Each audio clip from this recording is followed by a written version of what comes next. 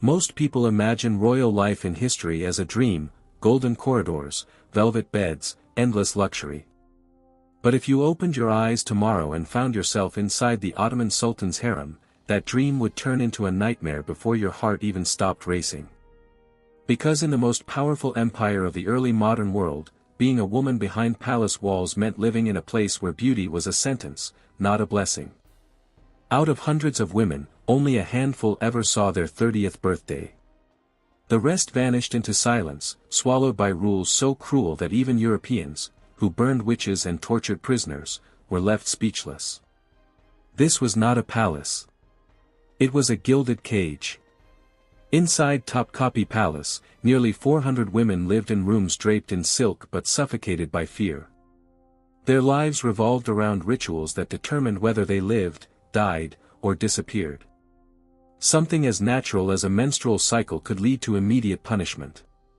Becoming pregnant without the Sultan's permission meant being sewn into a leather sack and thrown into the Bosphorus.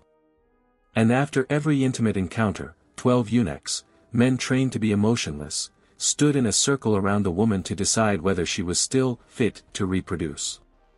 This was not romance. It was industrialized control disguised as luxury. The Ottoman Empire prefers the world to remember its glorious mosques, its military triumphs, its brilliant scholars. But it conveniently hides the darker chapters, the basement rooms where childhood ended, the silver tray that decided which woman lived another day, and the deep blue waters that became unmarked graves. For the next hour, I'm taking you into the one place history books tiptoe around, the imperial harem, the most secretive institution of the empire. Not the Hollywood version with soft music and dancing. The real one, cold, bureaucratic, and merciless. A system so organized, so calculated, that every death had paperwork. Nothing happened by accident. Every whisper, every pregnancy, every disappearance followed protocol. The harem wasn't chaos, it was administration. So let's begin with the ritual that turned every sunset into a moment of terror. Each evening, the palace transformed into a human lottery where the prize wasn't riches, but survival. Women, some as young as 13, lined up in the golden hall, dressed in silk but trembling beneath the fabric. In the Sultan's chamber, a silver tray was prepared. On it lay tiny pieces of parchment, each with a woman's name. The Sultan did not personally choose. Responsibility was outsourced to eunuchs, creating a system where fate felt random, but the consequences were absolute. Imagine living a life where your name being drawn meant you might die before morning. Historical logs from 1640 describe these nights with chilling precision. At exactly 8 p.m., Sunbul Aga, the chief black eunuch, entered the harem. Women stood in rows like merchandise awaiting inspection. 2 junior eunuchs carried the tray down a corridor polished so often it reflected the torchlight like a mirror. The walk from the Sultan's room to the harem took 12 minutes, and they timed it every single night. On November 15, 1640, the name of a 17-year-old girl named Ice was pulled. She had been purchased from Circassia and lived in the harem for 3 years. When officials came to escort her, they discovered she was on her monthly cycle. The official record said she died of a sudden illness that night. Everyone knew what that phrase meant. Her body was punished for a function she couldn't control. But being chosen was only the beginning.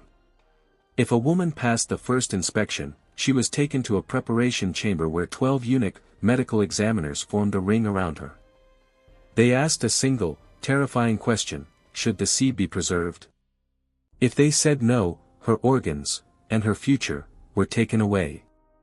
If they said yes, she was sent to the Sultan knowing that failure to conceive meant she would face those 12 men again. Out of 400 women, only 10 ever bore children. The rest simply waited, year after year, praying to be forgotten.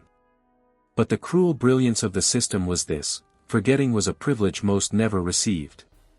Women selected too often without producing an heir became liabilities. On March 3, 1652, palace logs note that 23 women were transferred in a single night. The official term was reassignment. Servant accounts offer a darker truth. one involving the cold waters of the Bosphorus. And the torture wasn't only physical, it was psychological. Modern historian Dr. Fatma Gacek uncovered documents proving the selection process was designed to feel random. Not truly random, calibrated random. Enough unpredictability to keep women desperate for approval, but not enough stability for them to form alliances. Women sabotaged each other. They reported each other's cycles. They hid each other's clothes. They celebrated each other's removal. The harem turned victims into tools. A French ambassador wrote in 1675 that women drank herbal poisons to make themselves infertile because sterility was safer than being chosen. Imagine living a life where destroying your own body was the only path to survival. And here's what your schoolbooks never mention: every woman in the harem was an investment. Purchased. Trained. Catalogued.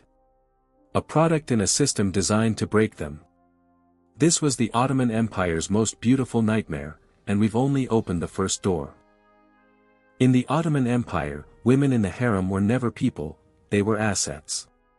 The palace spent what would equal $2 million a year on hair oils, silk clothing, tutors, and food, not out of care, but because well-maintained captives were easier to control and discard. Menstruation, unauthorized pregnancy, even intelligence became threats. Women's bodies were state property, regulated and punished like livestock. The lottery that chose which girl would enter the Sultan's chambers was far from random. Certain regions, ages 16 to 18, and compliant personalities were preferred. Bright or educated girls. Ignored. Compliance mattered, not intellect. Rejection didn't mean a message left unread, it meant death. Women became ghosts in their own lives. Yet one girl defied the system. Alexandra Lasovska, later Roxolana, survived where hundreds perished. Kidnapped at 15, she learned languages, observed Sultan Suleiman, and mastered manipulation. She mirrored his tastes, anticipated his moods, and turned the harem's cruelty into her power. Survival required stepping over bodies, orchestrating deaths, and controlling palace politics. Roxolana adapted, becoming sharper, colder, and more calculating than her captors. Meanwhile, the empire's Devshirm system abducted Christian boys, stripping them of names, faith, and childhood to become elite soldiers. The harem and child collection worked together, victims were transformed into instruments of the state. Roxolana's genius was simple, she survived by becoming the system's most dangerous product. The Ottoman Empire's Devshirm system stole boys from their villages, raising them as soldiers and administrators with no family ties. Some rose to high positions, grand viziers, governors, military commanders, but the majority endured trauma. Today, we'd call this human trafficking and abuse. The psychological scars lingered for generations, visible in folklore, genetics, and culture. The Enderun Palace School turned children into instruments of the state. Boys aged 10 to 18 learned languages, math, music, and martial arts, but survival required surrendering mind, body, and consent. Hierarchies forced seniors to control younger boys, abuse was codified and sanitized as mentorship. Nightly parades dressed boys as women, auctions monetized them, and palace doctors recorded injuries from systemic assault. Suicide, malnutrition, and trauma were rampant. The palace system applied the same brutality to women. Only a fraction survived the harem, the rest vanished. Budgets, ledgers, and medical records reveal industrial-scale murder, enforced by ordinary people who normalized atrocity. Beauty and horror coexisted, silk, marble, and gardens hid blood, bones, and trauma. Even reforms took centuries and violent struggle. The Ottoman Empire didn't abandon the system voluntarily, it collapsed. Today, tourists walk through Topkapi Palace, oblivious to its history of femicide and child exploitation. Remembering these horrors isn't just historical, it's a warning. Systems that normalize abuse can persist for centuries. 400 women entered, 3 survived. Behind each statistic was a human life.